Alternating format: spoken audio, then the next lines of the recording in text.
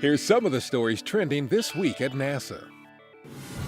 A January 26th event at NASA's Michoud assembly facility in New Orleans marked recently completed work by technicians there to weld together the pressure vessel for the next Orion Deep Space Crew Module.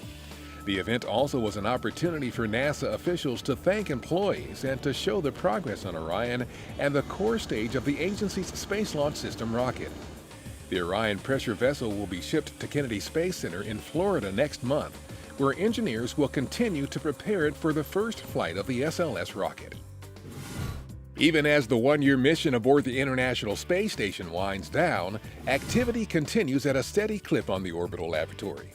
This week, those activities included an altitude correction in advance of the landing in early March of Expedition 46, including one-year crew members Scott Kelly of NASA and Russia's Mikhail Kornienko, work by Kelly and flight engineer Tim Peake to prepare for a nanosatellite deployment, and NASA astronaut Tim Kopra continued work with a fire studies experiment. The crew also is preparing for a Russian spacewalk on February 3rd.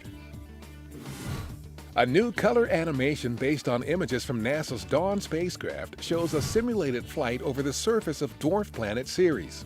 The enhanced color movie highlights variations in the appearance of surface materials and helps emphasize the most prominent craters on Ceres. Dawn is the first mission to visit Ceres, the largest object in the main asteroid belt between Mars and Jupiter. The spacecraft is in its final and lowest mapping orbit at about 240 miles from the surface. January 28th was NASA's Day of Remembrance and the 30th anniversary of the Space Shuttle Challenger accident.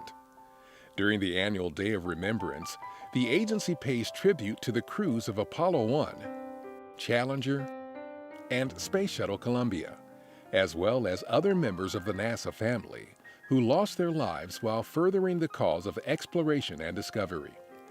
NASA Administrator Charlie Bolden, Deputy Administrator Dava Newman, and other agency senior officials participated in a wreath-laying observance at Arlington National Cemetery in Virginia. Similar observances took place at the Kennedy Space Center, Johnson Space Center, and other centers around the agency. And that's what's up this week at NASA. For more on these and other stories, follow us on social media and visit www.nasa.gov/twan.